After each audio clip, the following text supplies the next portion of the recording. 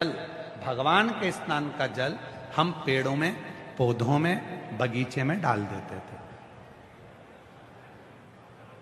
अब भगवान के स्नान का जल हम बगीचे में नहीं डालते। अब हम भगवान के स्नान का जल पेड़ों में नहीं डालते। हम भगवान के स्नान का जल हम क्या करते हैं, उसके स्नान का जल, परमात्मा के स्नान के जल को ले जाकर तुलसी के क्यारे में डाल देते हैं। अब तुलसी के क्यारे में डाला तो गणेश जी महाराज का भी स्नान तुमने थाली में कराया, शिव जी का स्नान भी तुमने थाली में कराया, शालिग्राम भगवान का स्नान भी थाली में कराया, लड्डू गोपाल का स्नान भी थाली में कराया, देवी जी का स्नान भी थाली में कराया। एक ही थाली में तुम्हारे मंदिर में जितने भगवान हैं सबको तुमने थाली में रखा, लोटा उठाया, सब पे जल चढ़ाया, सबका स्नान कराकर और पहुंचकर तुमने मंदिर में वापिस रख दिया। सबके स्नान का जल एक साथ ले जाकर तुमने तुलसी जी में डाल दिया। माता तुलसी में किस देवता का जल जाना चाहिए, माता तुलसी में किस देवता का जल पहुंचना चाहिए, ये दुनिया के लोगों को नहीं मालूम। तो सारे देवता का जल जब माता तुलसी में जाना प्रारंभ हो जाता है तो फिर धीरे धीरे धीरे धीरे वो काल सर्प दोष का रूप रख लेता है। काल सर्प दोष। इसलिए पहले का नियम अपनाओ, जल को अगर भगवान के स्नान का जल है तो उसको ले जाके तुलसी में मत डालो, उसको ले जाकर एक बगीचे में, एक गमला हो, तुम्हारे घर में कोई पौधा हो, कोई गमला रखा हो, उस गमले में उस जल को डाला करो। तुलसी में तो साफ जल डालो, एक लोटा जल भर के ले आओ, माँ तुलसा में डालो, तुलसा जी की परिक्रमा करो, दीपक लगाओ, प्रणाम करो, निवेदन करो, उनको नमन करो। पर हम क्या सोचते हैं कि सारे स्नान का जल तुलसी जी में ले जाके डालो।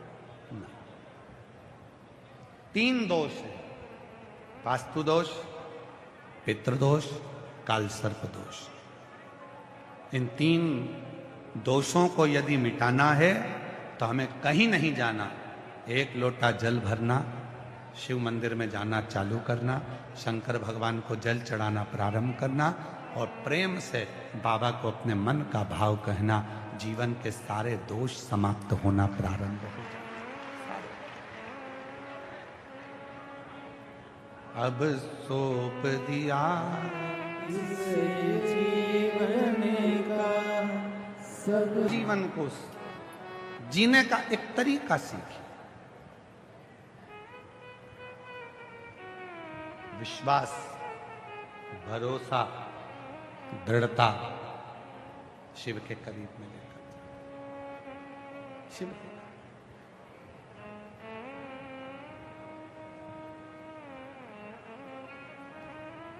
कितनी भी अच्छी मूर्ति बना लो, कितनी भी जोरदार मूर्ति का निर्माण कर लो, उसमें भगवान कब आएगा? जब आपका भाव बढ़ जाए। उस मूर्ति में भगवान कब आएगा? जब तुम्हारा भाव बढ़ेगा, नहीं तो मूर्ति वो पत्थर की मूर्ति ही कहलाए। भाव बढ़ाओ। हम हमारे भीतर के भाव को तो बढ़ाते ही नहीं।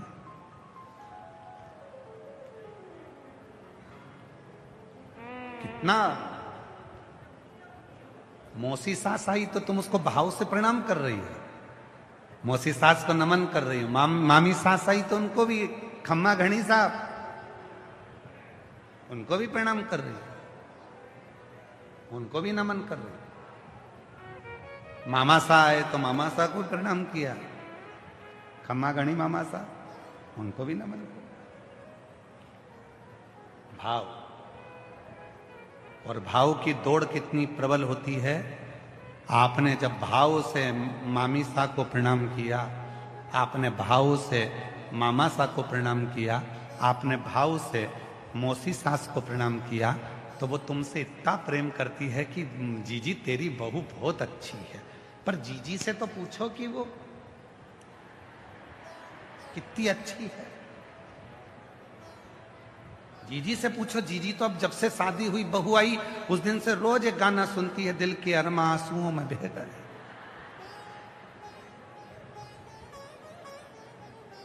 मेरे छोरे को उसके ससुराल वाले ले गए, दिल के अरमा आंसुओं में बह गए। उससे पूछो क्यों।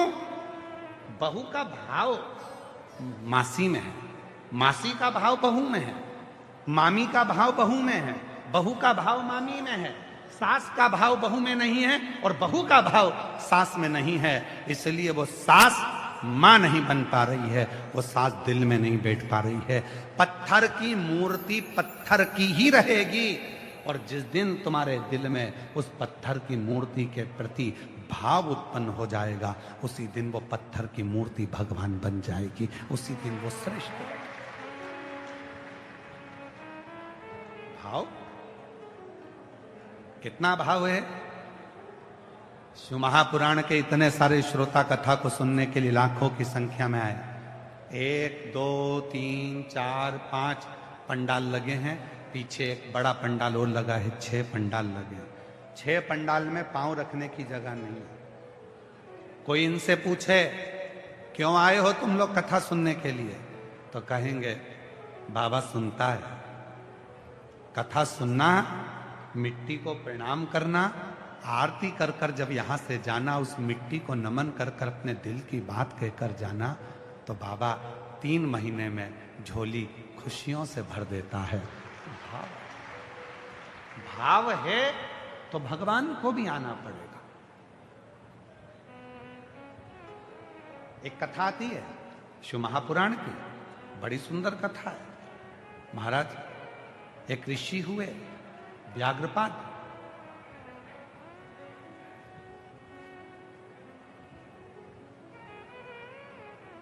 एक उपमन्यु मुनि हुए। उपमन्यु मुनि के पिता ऋषि व्याघ्रपाद हुए।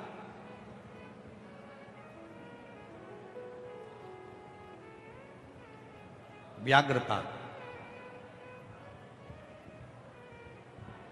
जिनके पांव शेर की तरह थे, जिनके पांव बिल्ली की तरह थे, मजबूत, पेड़ पे चढ़ने वाले, डालियों पे चढ़ने वाले, कहीं पर भी चढ़ जाना।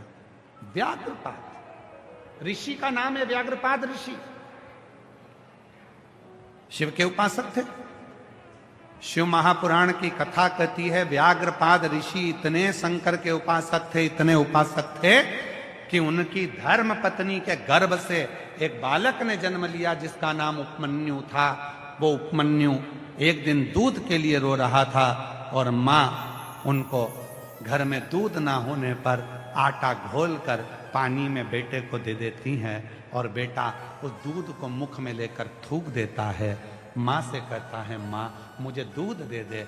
मां के पास में दूध नहीं था तो मां ने कहा दूध तो एक ही देवता के पास है और वो देव अधिदेव महादेव हैं, तू उनका भजन कर, तुझे दूध प्राप्त हो जाए, तुझे उनका दूध प्राप्त हो जाए। क्योंकि दुनिया के लोग सबसे ज्यादा दूध अगर कहीं चढ़ाते हैं तो शिव पर चढ़ाते। केवल 2 देवता हैं जिनको जल चढ़ाया जाता है, बाकी के किसी देवता को जल नहीं चढ़ाया जाता। केवल 2 देवता हैं जिनको जल चढ़ाया जाता है। एक है मेरे देव अधिदेव महादेव और दूसरे नंबर पर है सूर्य नारायण भगवान, जिनको रोज जल चढ़ाया जाता है, प्रतिदिन जल चढ़ाया जाता है। 2 देवता हैं जिनको जल चढ़ाया जाता है। शीतला माता को भी जल चढ़ता है, पर सप्तमी अष्टमी को नवरात्रे में मां दुर्गा भवानी को भी जल चढ़ता है, और रोज नहीं, केवल नवरात्रे में। सारे देवताओं का, भगवान का भी अभिषेक होता है राम जी का तो रामनवमी पर, भगवान कृष्ण का अभिषेक होता है तो रामनवमी पर, नरसिंह चौदस पर, वामन द्वादशी पर, कृष्ण जन्माष्टमी पर, रामनवमी पर। 4 उत्सव हैं जिसमें भगवान का स्नान होता है। पर बाकी के समय तुम जाना, तुम्हारे मंदिर कहीं तुम्हारे पास में कहीं पर अगर तुम्हारे भीलवाड़ा में कोई राम जी का मंदिर हो और 1 लोटा जल लेकर जाना और पंडित जी से कहना राम जी को चढ़ाऊंगी। पंडित जी कहेंगे पागल हो गई है, बावरी हो गई है, राम जी को कोई जल चढ़ता है? नहीं, मैं तो राम जी को चढ़ाऊंगी। जल चढ़ता है। और तुम्हारे पास में भीलवाड़ा में अगर कहीं कृष्ण का मंदिर हो तो वहां भी लोटा भर के जल लेकर जाना। मैं तो चढ़ाऊंगी भगवान कृष्ण को, मेरा प्यार है उनसे, मैं तो चढ़ाऊंगी। जिद कर देना, वो चढ़ाने नहीं देगा। देवी जी का मंदिर हो, सज धज के माता रानी बैठी दुर्गा भवानी, कहना मैं तो चढ़ाऊंगी जल, नहीं चढ़ाने देंगे। जल केवल दो देव को चढ़ता है, एक मेरा भोलेनाथ, दूसरा मेरा सूर्य नारायण भगवान। क्यों? शिव जल को स्वीकार करते हैं। केवल एक देव, 33 कोटि देवता में भगवान शंकर एक ऐसे देव हैं जिनको जल चढ़ता है और 33 कोटि देवता उस जल को शिव जी से ले लेते हैं। शंकर को चढ़ाया और सारे देवताओं को मिल गया। सारे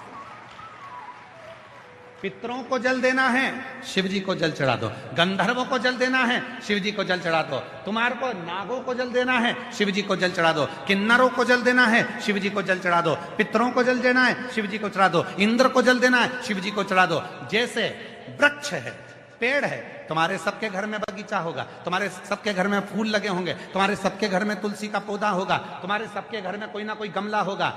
गमले में आप कितने लोग बैठे हो जो अपने घर के गमले में जब पानी देते हो तो पानी देते हो तो फूल में देते हो, पत्ती में देते हो, एक एक डाली को पकड़ कर देते हो कि जड़ में देते हो? कहां देते हो? जम के बोलो जरा। जड़ में देते हो। फूल को तो नहीं देते ना? बोलो बोलो बोलो। नहीं देते। डाली को तो नहीं देते। पत्ती को केवल एक जगह पर पानी दिया जाता है और फूलों को मिल जाता है। केवल एक जगह पर पानी दिया जाता है, पत्ती को मिल जाता है।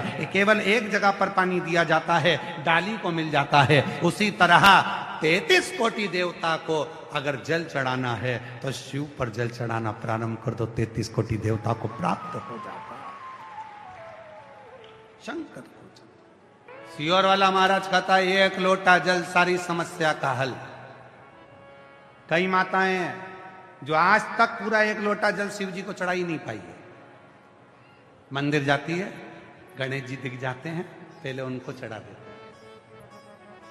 पास में पार्वती जी बैठी मिल जाती है, उनको चढ़ा देती है। उसी में से जल फिर शंकर जी को चढ़ाती है, थोड़ा थोड़ा थोड़ा कार्तिकेय को भी चढ़ा देती है। फिर उसी में से जल शिव जी को चढ़ा देती है। अब सियोर वाला बाबा तो के थक गया, एक लोटा जल सारी समस्या का हल। शंकर जी बोले, रोज कहती है मेरी मुराद पूरी करो, मेरी मुराद पूरी करो।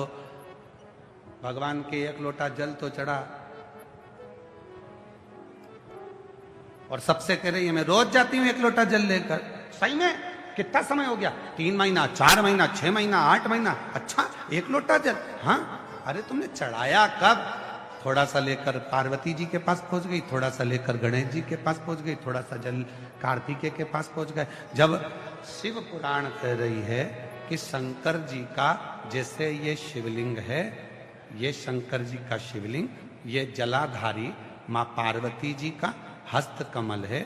ये सामने बीच में जो मोटी लाइन है वो शंकर जी की छोटी बेटी अशोक सुंदरी है। जो शिवलिंग के ऊपर जलाधारी में से एक एक बूंद पानी नीचे गिरता है, वो शंकर जी की 5 लड़कियां जया, विषहारा, शामली बारी, दौतली देव है। और शंकर जी की जलाधारी के यहाँ से जो पानी नीचे गिरता है उसके राइट में गणेश जी, लेफ्ट में कार्तिकेय जी हैं। जहाँ से जितनी मोटी जलाधारी होती है उसमें से पानी रिसकर जो नीचे जाता है उसमें 64 योगिनियां हैं।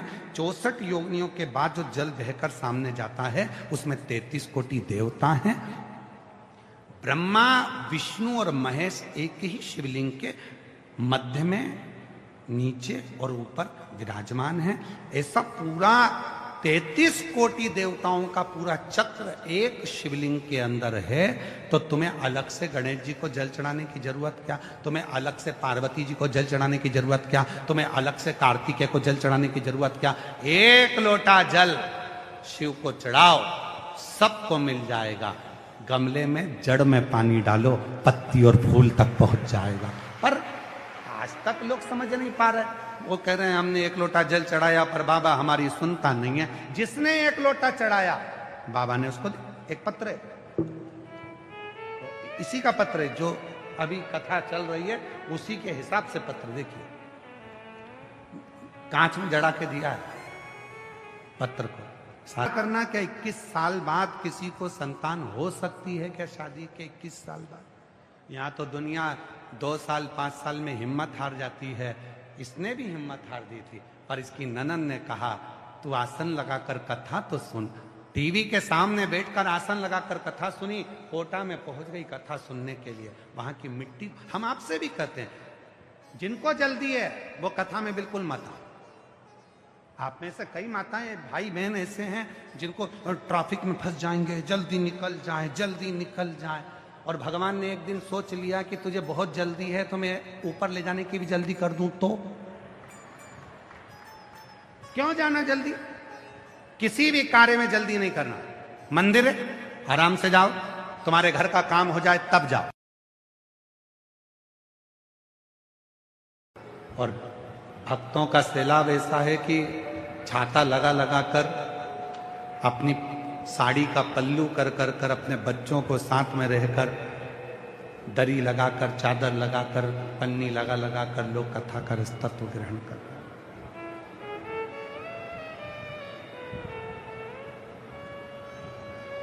किसी को कहा जाए इतनी गर्मी में कि आप अपने घर से बाहर निकल जाओ तो कोई नहीं निकलेगा।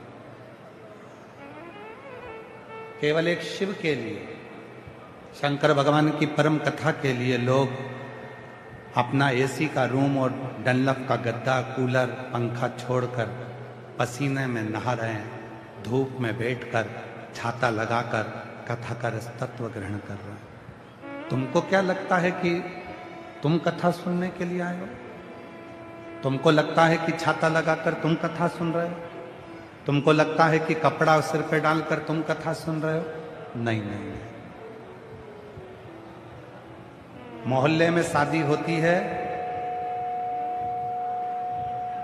कई बार पत्रिका सगे भाई को नहीं दी जाती है और पूरे मोहल्ले में जिससे अच्छी पहचान होती है शादी की पत्रिका उसी को दी जाती है। कई लोग ऐसे हैं जो अपने भाई के घर की शादी में नहीं जाते और मोहल्ले में किसी से इतना प्रेम हो जाता है, रिश्ता हो जाता है कि उसकी शादी में जाना जरूर पड़ता है। उसी तरह यदि आप सिर पर कपड़ा डालकर, छाता लगाकर, धूप में बैठकर, गर्मी में भी शिव पुराण की कथा सुन रहे हो तो समझ लेना कि आपका शंकर जी का कोई पुराना रिश्ता बड़ा प्रबल रहा होगा जो आप यहाँ पहुंचे। और वो रिश्ता साधारण नहीं है। क्या देकर भेजेगा मेरा बाबा? आज कथा का छठा दिवस है, 2 बजे से 5 बजे तक कथा हो जाएगी। कल कथा का 7वां दिवस हो जाएगा, सुबह 8 बजे से 11 बजे तक कथा हो जाएगी। टीवी पर वही 2 बजे से 5 बजे तक आ जाएगी। पंडाल में आज शिवरात्रि है कथा की, रात भर शिव भक्त खूब भजन करते हैं, नाचते हैं, गाते हैं, स्मरण करते हैं। सुबह 8 बजे कथा सुनते हैं, 11 बजे रज को नमन कर कर, प्रणाम कर कर अपने अपने गंतव्य की ओर चले जाते हैं। क्या देगा वो, कैसे देगा वो, कब देगा वो उसके ऊपर निर्भर करता है। वो उसके ऊपर निर्भर करता है, किसी दूसरे की सामर्थ्यता नहीं है। एक लड़का बैठा है जिसकी नेत्र की ज्योति नहीं। महाराज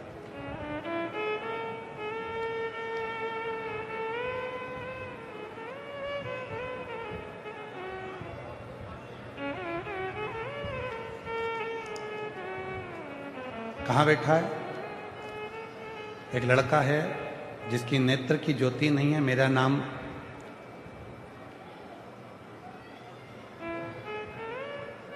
शिवजी शर्मा। पृथ्वी पर ऐसे ही नहीं आई हैं, उनको लेकर कौन आया? भागीरथ जी। गंगा को लाने के लिए भागीरथ की जरूरत पड़ती है और शिव महापुराण को लाने के लिए शंकर के किसी भक्त की जरूरत पड़ती है, तब जाकर ये शिव पुराण थोड़ी बड़ा आवाज। एक विश्वास किसको कहते हैं? आप किस पर भरोसा कर रहे हो? आप किस पर विश्वास कर रहे हो? बहुत दूर दूर से आई हो मेरी जीजियों, मेरे जीजाओं, मेरी बेटियों बेटाओं, मेरे बुजुर्ग माता पिता, आप बहुत दूर दूर से आए हो। हम जानते हैं कि एक विश्वास लेकर आप शिव महापुराण की कथा में पहुंचे हो, और इतना विश्वास अपने अंदर रखना कि मेरा भोले बाबा तुमको खाली नहीं भेजेगा, जो मांगा है उसको देगा जरूर, ये निश्चय। जो जैसी भावना वो वैसा ही फल पाया, नहीं खाली उसे लौटाया, वो मन ही मन हर्षाया, और कर दिया माला माल काशी वाले ने, लुटा दिया भंडार काशी वाले ने, लुटा दिया भंडार काशी वाले ने, कर दिया माला माल काशी वाले ने। आप किस भावना से आए हो? इसके नेत्र नहीं है, 10 वर्ष की आयु में नेत्र चले गए, पर हिम्मत नहीं हारी, शिव पर भरोसा कर। चल मैं तुझको लेकर चलती हूं। भाभी बोली कि मैं तुझे कथा के पंडाल में बिठाकर कथा सुना। क्या नहीं देता वो, क्या नहीं प्रदान करता। महाराज शिव जी की कथा कर रहे हैं, भगवान ओघड़दानी की कथा कर रहे हैं।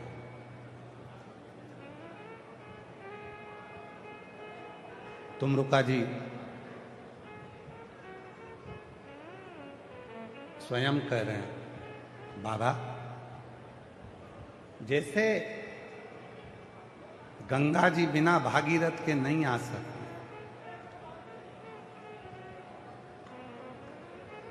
जैसे गंगा जी बिना भागीरथ के नहीं आ सकती,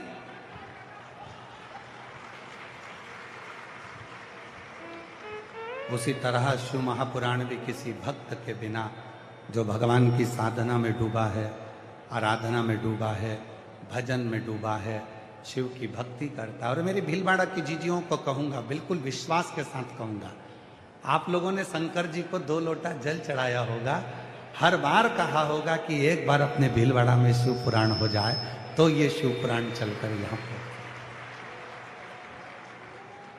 बड़ी मुश्किल है शिव पुराण की कथा को आना, बहुत मुश्किल, क्योंकि इसकी व्यवस्था करना शिव महापुराण की सबसे ज्यादा कठिन है व्यवस्था। रोज लाखों में भीड़ बढ़ती चली जाती है, रोज प्रतिदिन, रोज बढ़ती, रोज भक्तों का सैलाब रोज की रोज बढ़ता। जो जैसी भावना लाया, वो वैसा ही फल पाया, नहीं खाली उसे लौटाया, वो मन ही मन हर्षाया, और कर दिया माला माल काशी लुटा दिया भंडार काशी वाले। बेटे के लिए एक बार जोरदार ताली बजाओ, और उसकी भाभी माँ के लिए भी ताली बजाओ, जिसने कथा के पंडाल में ले जाकर कथा श्रवण करवाई। 3 बार कुबरेश्वर धाम सीहोर ले गई, कंकर शंकर की पूजन करा दी, रुद्राक्ष लिया, बाबा से प्रार्थना कर। और आज उस बच्चे के नेत्र ना होने के बाद भी रेलवे में नौकरी लगी। एक बार जोरदार ताली बजाकर साथ में इसको कहते हैं विश्वास।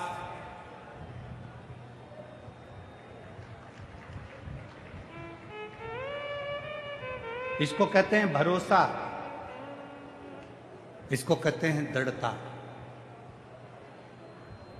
पूरी दुनिया भले आप लोगों के ऊपर हंसती हो, कहती हो कि कहाँ किस बाबा के चक्कर में पागल हो रहे हो, कहाँ कथा में जाकर बैठ रहे हो, इतनी धूप में क्यों कथा में जा रहे हो। लोग तुम पर भले हंसें, पर शिव पुराण कहती है जिस पर दुनिया हंसी है उसी ने इतिहास रची है। उसी ने हंसेंगे लोग तुम पर, ताना देंगे लोग तुम पर। कहां वो सियोर वाले के चक्कर में पड़े हो, कहां वो सियोर वाले की शिव पुराण के चक्कर में पड़े हो। घर में रहो, क्यों जाते हो, धूप हो रही है, गर्मी पड़ रही है, क्यों धक्के खा रहे हो, अंदर जाने की परमिशन नहीं मिलती, ये हो गया वो हो गया।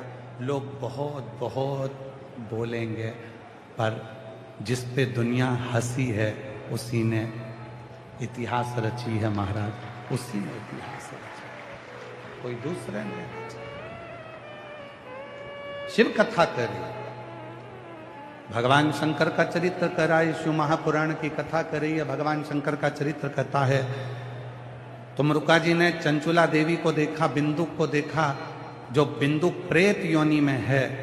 और तुमरुका जी भगवान देव अधिदेव महादेव से कहते हैं बाबा मैंने सुना है गंगा जी को भागीरथ लेकर आए थे।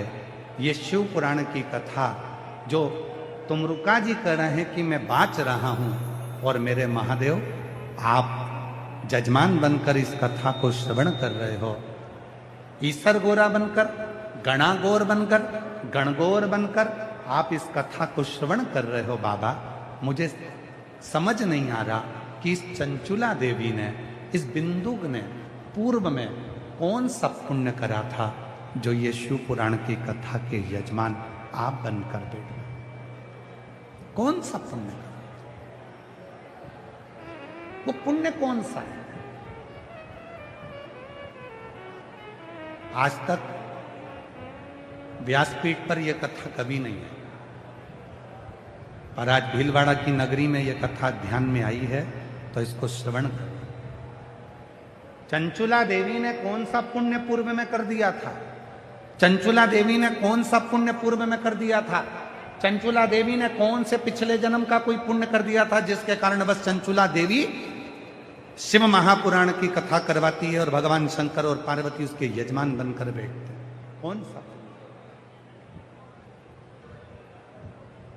भगवान भोलेनाथ मुस्कुराए और भगवान शिव हंसकर कहे तुमरुका जी चंचुला देवी का यह कोई आज का पुण्य नहीं है।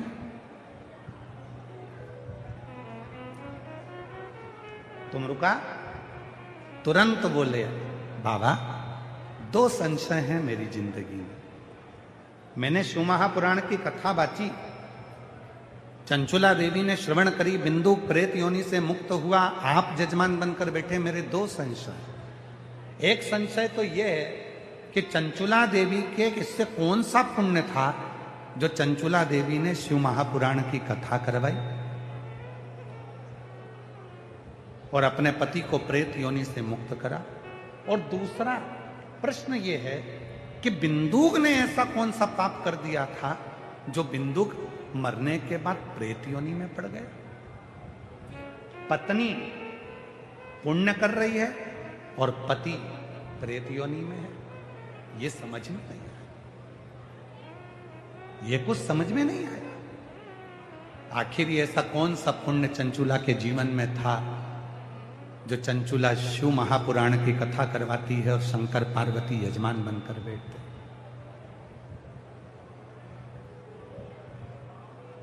जब शिव महापुराण का कोई यजमान बनता है